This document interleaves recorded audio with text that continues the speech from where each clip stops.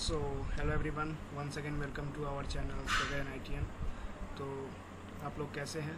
Comment box में जल्दी से फटाफट बता दीजिए, ठीक है। तो इस सीरीज़ में NCERT के सॉल्यूशंस के सीरीज़ में आपका फिर से स्वागत है। तो पिछले पिछले 6 वीडियोज़ में मैंने 7 वीडियोज़ में मैंने चैप्टर 1 जो कि नंबर सिस्टम्स है उसके सारे सॉल्यूशंस करा दिए, ठीक है। और अब मैं क्लास 9th के चैप्टर 2 पॉलिनोमियल्स का सारा सॉल्यूशंस कराऊंगा, ठीक है। तो बिना किसी देर किए हुए हम लोग स्टार्ट करते हैं exercise 2.1। Okay, so let us start. So इसमें पहले क्वेश्चन में दिया गया है कि सबसे पहले आप लोगों को पॉलिनोमियल पता होना चाहिए क्या होता है, ठीक है। तो पॉलिनोमियल एक सीरीज़ है, ठीक है। एक मतलब जैसे टर्म्स का सीरीज़ है, जैसे एक टर्म, 2 टर्म, 3 टर्म, उसमें आपको समझ में आएगा। क्वेश्चन सब करेंगे ना तो आपको समझ में आएगा, ठीक है। तो इसको देखते हैं क्वेश्चन वाइज। ओके, ये बेसिकली ये जो सीरीज़ है वो सॉल्यूशंस का है, तो इसीलिए हम लोग बिना किसी देर किए हुए सॉल्यूशंस स्टार्ट करते हैं। तो क्योंकि आप लोगों को इसका कॉन्सेप्ट तो पता ही होगा, तभी जाकर आप सॉल्यूशन के पास आए, ठीक है।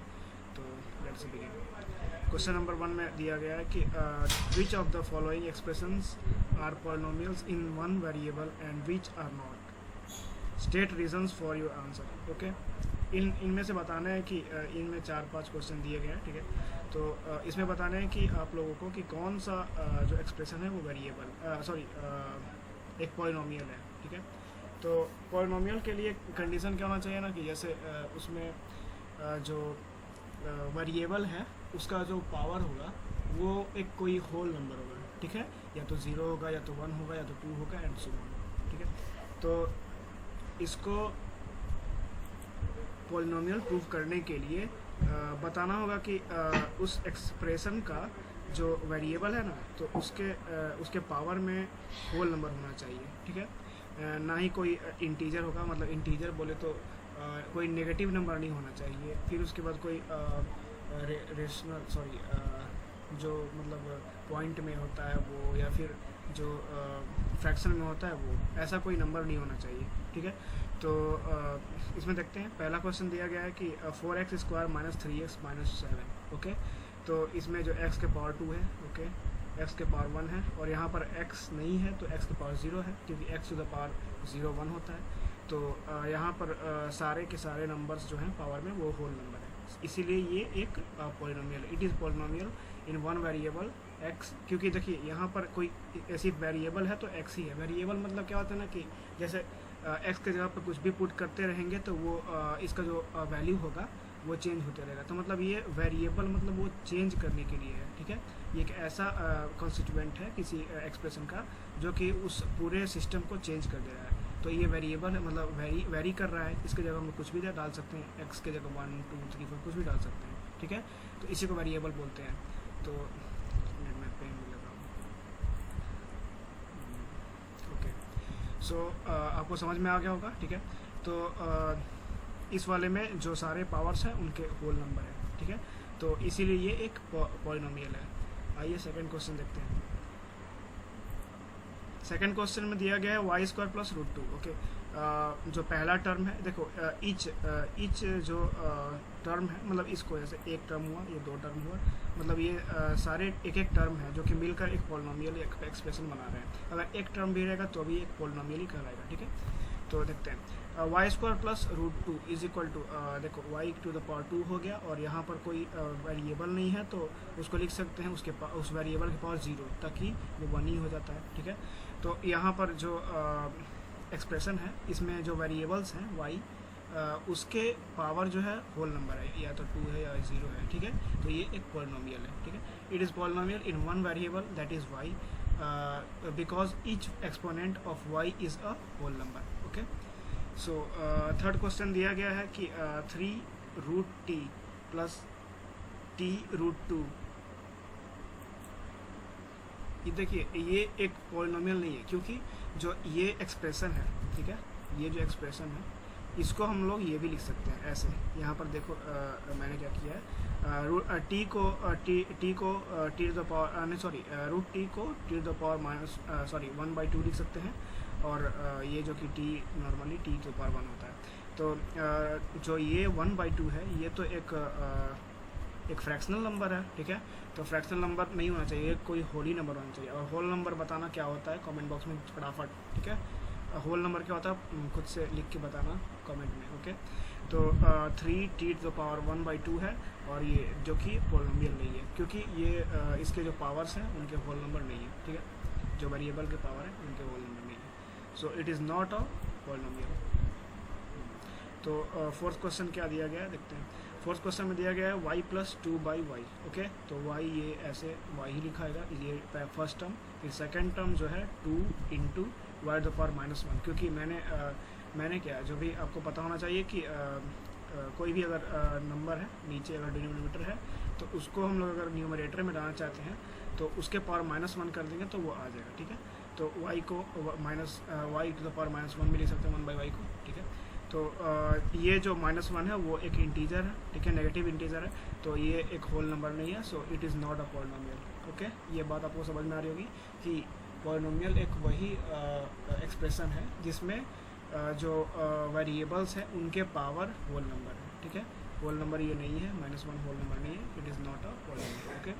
सो फिफ्थ क्वेश्चन दिया गया है x⁻10 + y⁻3 + t⁻50, ओके। सो यहाँ पर देखो 1, 2 और 3 वेरिएबल्स हैं, ठीक है।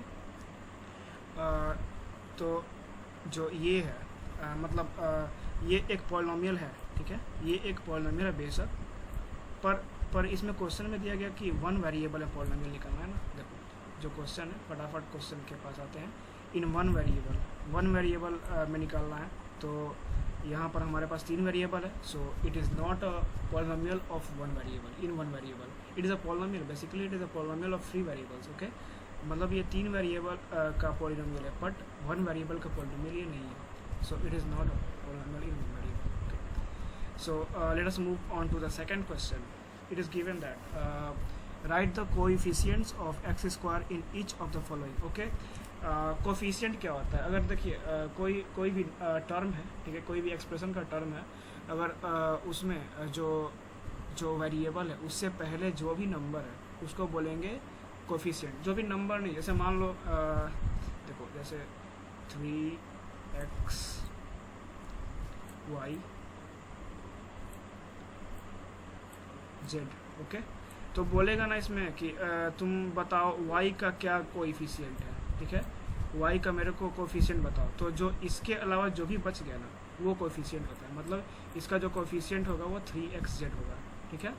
तो ये नहीं देखना है कि कोएफिशिएंट सिर्फ नंबर ही को लेते हैं, नहीं, उसके अलावा जो हो गया वो कोएफिशिएंट है, ठीक है। तो इसमें देखो जो पहला क्वेश्चन है उसमें 2 + x² + x है, हम लोगों को कोएफिशिएंट किसका निकालना है, x² का, ओके। तो इसमें x² ये वाला टर्म है, ठीक है। तो x² के पहले क्या लगा हुआ है, 1 लगा हुआ है, ठीक है। ये आपको दिख नहीं रहा है पर आपको दिव्य दृष्टि से देखना होगा, ठीक है। भगवद गीता पढ़े ना, तो उसमें 1 × x², ठीक है। तो यहाँ पर 1 आपका कोएफिशिएंट हो जाएगा। और सेकंड वाले में 2 - x² + x³ है, तो x² का कोएफिशिएंट निकालना है जो कि -1 है। तो हम लोग हमेशा इसमें साइन लेंगे, साइन कन्वेंशन रूल याद रखेंगे, ठीक है। जो भी कोएफिशिएंट होगा उसको साइन के साथ ही लिखेंगे, ठीक है, ये भी याद रखना। तो थर्ड वाले क्वेश्चन में जो x² है उसका कोएफिशिएंट π/2 है बेशक। और फोर्थ वाले क्वेश्चन में √2x - 1 लो, इसमें तो x² है ही नहीं, तो x² लाने के लिए हम लोग 0 × x² करेंगे, ये आपको पता ही होना चाहिए क्योंकि ये टर्म पूरा 0 हो जाएगा, ठीक है। तो इसका कोएफिशिएंट 0 होगा, सो x² कोएफिशिएंट इसमें 0 है, ओके। अब ऐसा मत लिख देना कि इसमें तो x² है ही नहीं तो कहाँ से इसका कोएफिशिएंट है नहीं, ऐसा कुछ नहीं। मतलब अगर कोई भी क्वेश्चन बन नहीं रहा है तो उसको थोड़ा सोचो, मतलब सॉल्व नहीं हो रहा है तो उसको थोड़ा सोचो कि कैसे उसको करना है सिंपलेस्ट वे में, ओके। सो सेकंड क्वेश्चन हम लोगों ने देख लिया, थर्ड क्वेश्चन पे आते हैं। थर्ड क्वेश्चन में दिया गया है give 1 example each of binomial of degree 35, okay.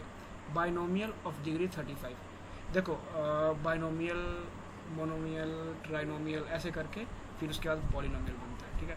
तो ये जो है ना टर्म से हम लोग लेते हैं, ठीक है।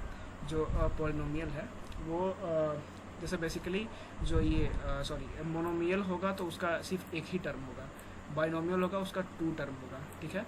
तो और उसमें जो बाइनोमियल है उसका डिग्री 35 होना चाहिए, और एक मोनोमियल है उसका डिग्री 100 होना चाहिए। ये रूल नहीं है, मतलब ये क्वेश्चन में दिया गया है कि एक ऐसा बाइनोमियल लिखो जिसका डिग्री 35 हो। तो बाइनोमियल ऐसा होना चाहिए जो कि इसमें 2 टर्म हो। 2 टर्म के लिए हम लोग यहाँ पर देखो क्या आंसर लिखे, binomial of degree 35 can be x to the power 35 plus 2। यहाँ पर देखो पहला टर्म ये है और दूसरा टर्म ये है, ठीक है। तो 2 टर्म हुआ, इसीलिए बाइनोमियल हुआ, और डिग्री 35 लिख दिए हैं वेरिएबल पे, तो ये डिग्री 35 हो गया। यहाँ पर आप कुछ भी लिख सकते हैं, y to the power 35, 3 into y to the power 35 plus 1, और 3 into y to the power 35 plus y, ऐसे करके। तो मतलब ये 2 टर्म का होगा तो ये बाइनोमियल होगा, और उसका जो डिग्री होगा वो उसके वेरिएबल पर डाल दो जितना बोला गया है, ठीक है।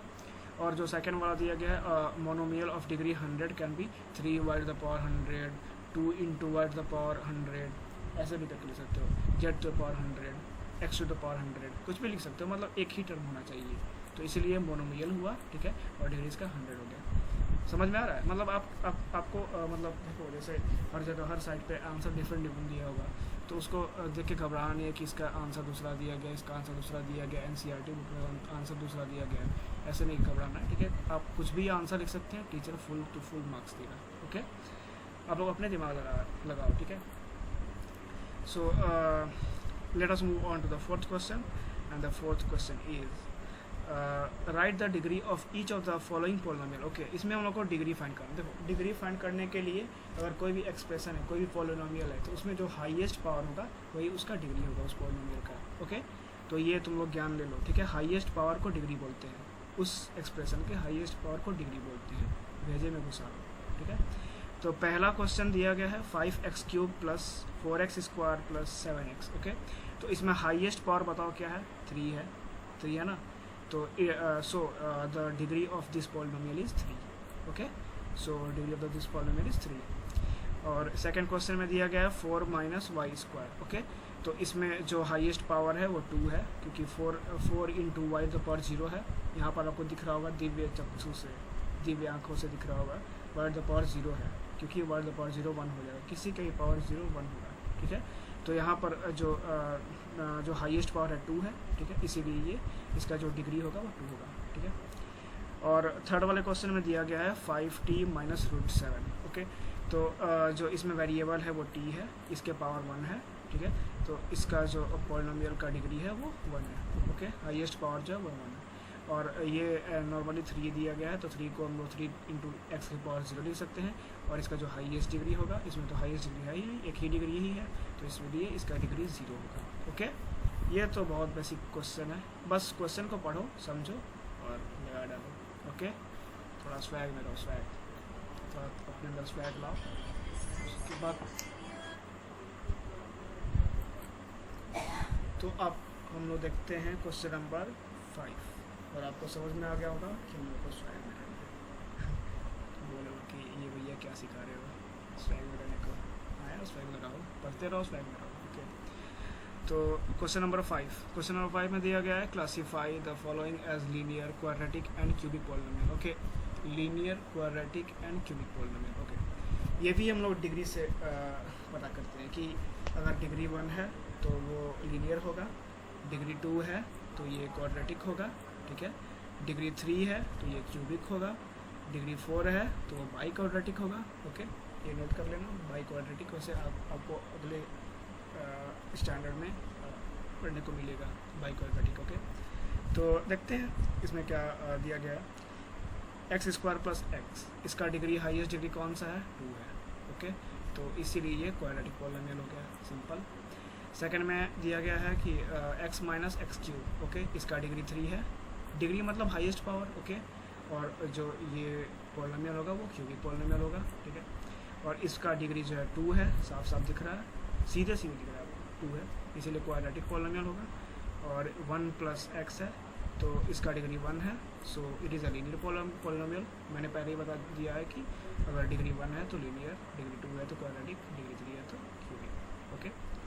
और जो फिफ्थ है वो 3t है, इसका डिग्री 1 है, ठीक है, यहाँ पर दिख रहा है 1 है, तो इसीलिए ये लीनियर होगा। और 6th वाला जो है r⁴ है। अब ये r सोचोगे तो ये क्या, ये एक वेरिएबल ही है, किसी वेरिएबल को हम अल्फ़ाबेट से बोलते दिखाते हैं, ठीक है। तो इसका डिग्री 2 है, so it is a quadratic equation, quadratic polynomial equation बाद में पढ़ना। और 7x क्यूब ये सब पढ़ने को आएगा, ठीक है। मस्त रहो, चिल रहो, जो जो चैप्टर आ रहा है उसको ख़त्म करो step by step, okay. 7x cube है, इसका डिग्री 3 है, so it is a cubic polynomial. तो अरे ख़त्म हो गया एक्सरसाइज, बहुत जल्दी ख़त्म हो गया, ऐसे ही ख़त्म होना चाहिए, ओके। तो मैंने इस वीडियो में एक्सरसाइज 2.1 के सारे क्वेश्चन कर दिए हैं, ठीक है। तो आप लोग भी करिए और थोड़ा लर्न करिए इस चीज़ से, कुछ इसमें मैंने कुछ ज्ञान भी दिया आपको ज्ञान, तो इससे लर्न करिए। और बस आगे नेक्स्ट वीडियो में आपको एक्सरसाइज 2.2 का सारा क्वेश्चन जल्दी लाऊंगा, ठीक है। सो आगे तक के लिए keep learning and thank you, खत्म, bye bye, tata, goodbye, गया।